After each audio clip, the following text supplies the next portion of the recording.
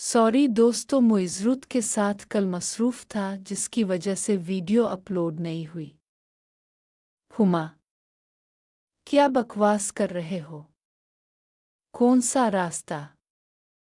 हुमा ने इससे सख्ती से निपटने का फैसला कर लिया था।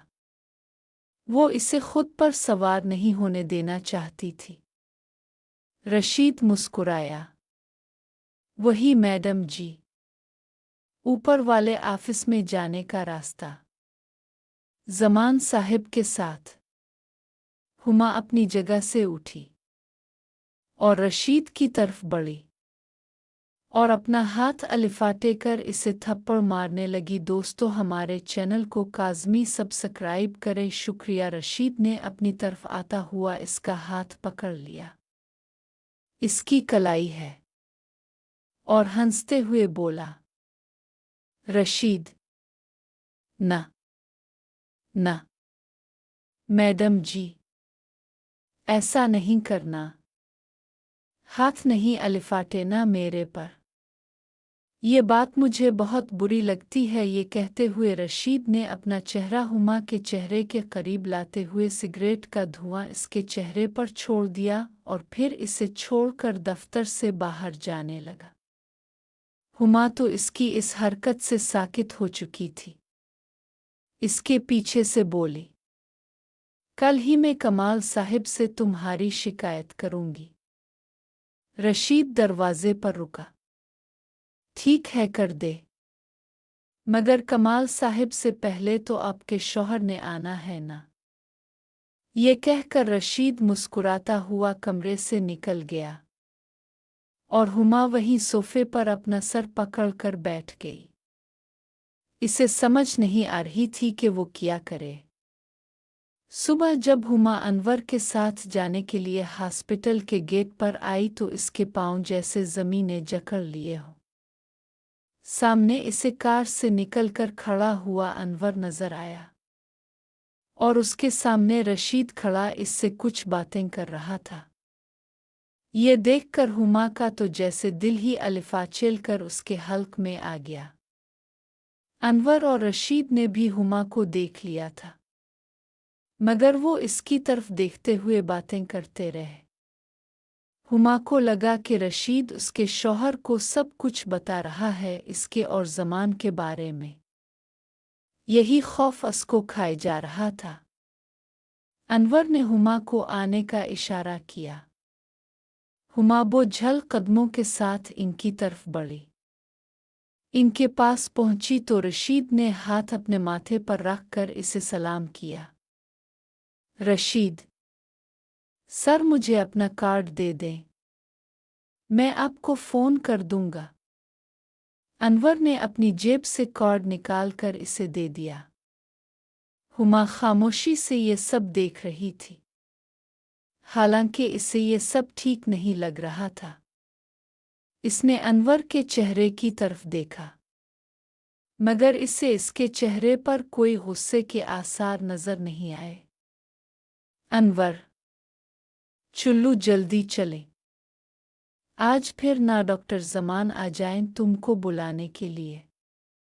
रशीद ने हुमा की साइड का दरवाज़ा खोला और हुमा कार में बैठ गई तो रशीद ने दरवाज़ा बंद किया। इस दौरान इसकी नज़र में हुमा की नज़रों से मिली और उसने मुस्किर अगर अपनी एक आंख दबा दी। हुमा ने फौरा ही अपना चेहरा दूसरी तरफ कर लिया और अनवर ने गाड़ी आगे बढ़ा दी। हुमा का दिल गेबर रहा था कि पता नहीं रशीद ने अनवर को क्या बात की है। वो इससे पूछना चाह रही थी, मगर हिम्मत नहीं कर पा रही थी। आखिर रह नहीं पाई। हुमा ने बड़े नॉर्मल अंदाज में पूछा, हुमा क्या कह रहा था रशीद? अनवर ने फौरन जवाब दिया, कुछ नहीं यार, बस कह रहा था कि कोई काम हो तो बताएं, वो पार्ट टाइम करना चाहता है। हुमा ने अनवर के चेहरे की तरफ देखा जैसे अंदाज़ा लगाना चाह रही हो कि वो कुछ छुपा तो नहीं रहा, मगर कुछ भी समझ ना आ सका। घर आकर अनवर बेडरूम में चला गया और हुमा लिबास तब्दील करके किचन में चाय बनाने आ गई। उसका दिल अभी भी मुतमईन नहीं था। आखिर उसने फ़ोन उठाया और रशीद का नंबर मिलाया दूसरी बेल पर। ही रशीद ने फ़ोन उठा लिया। जी मैडम जी, हमें कैसे याद कर लिया आपने? आज तो हमारी किस्मत जाग पड़ी है। हुमा बगैर उधर उधर की बात किए सीधी बात पर आई। तुम अनवर से क्या बातें कर रहे थे? रशीद हंस पड़ा। ओहो, तो आप इस वजह से परेशान हैं? बेफिक्र रहे मैडम जी, मैंने कोई ऐसी वैसी बात नहीं की। अगर आप चुप रहेंगी तो मैं भी चुप रहूँगा। ये मेरा वदा है आपसे, यानी सब कुछ आपके ताउन पर ही है मैडम जी। बाबा बाबा, हाँ, वो बहकने लगा। हुमा ने गुस्से से कहा, यू शट अप। ये कहकर फ़ोन बंद कर दिया। इसे तसल्ली हुई कि अनवर को रशीद ने कुछ नहीं बताया, मगर अभी भी यकीन नहीं था कि वो ज़मान के बारे में क्या जानता है। मगर हुमा ने खामोश रहने और बात न बढ़ाने का फ़ैसला कर लिया और आइंदा रशीद को मुँह न लगाने का पक्का इरादा कर लिया। आज छठी थी तो अनवर हुमा को घर लाने के बाद दोबारा लेट गया और हुमा भी रशीद से बात करने के बाद चाय लेकर बेडरूम में आई। दोनों बेड की बैक से टेक लगाकर चाय पीने लगे। कुछ देर बाद अनवर ने हुमा को अपनी बाहों में खींच लिया। हुमा मुस्कराती हुई उसके सीने से लग गई। अनवर ने इसके होंठ चूमने शुरू किए। हुमा ना चाहते हुए भी साथ देने लगी, क्योंकि इसका मूड नहीं था। मगर एक लम्हे को इसे अपनी गलती और गुनाह का एहसास हुआ कि इतना प्यार करने वाले शौहर से बेवफाई क्यों कर रही है, जबकि ज़मान एक प्ले बॉय है जो एक लड़की पर ज़्यादा देर नहीं लगता और शादीशुदा होने के बावजूद इससे सिर्फ ताल्लुक़ है, जज्बात का कोई लेना देना नहीं। मगर फिर भी वो ज़मान के साथ गुजारे लम्हात भला नहीं पाई और अनवर की बाहों में होते हुए भी ज़मान का ख्याल आ रहा था। ज़मान का चेहरा और हुसैन लम्हात याद आते ही अनवर के साथ लिपट गई